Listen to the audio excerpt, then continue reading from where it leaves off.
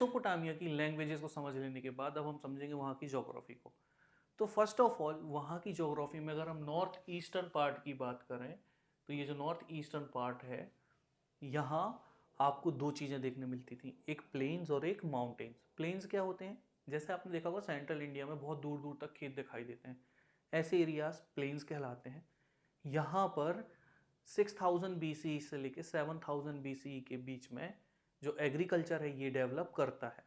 अगर हम बात करें मेसोपोटामिया के नॉर्थ की, तो यहाँ पर स्टेप्स हुआ करता था।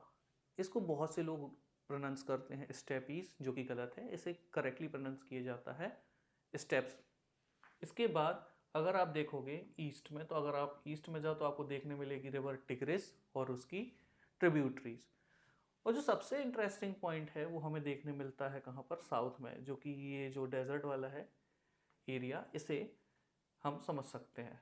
यहाँ डेजर्ट होने के बाद भी जो एग्रीकल्चर है ये कर पाना पॉसिबल हुआ करता था।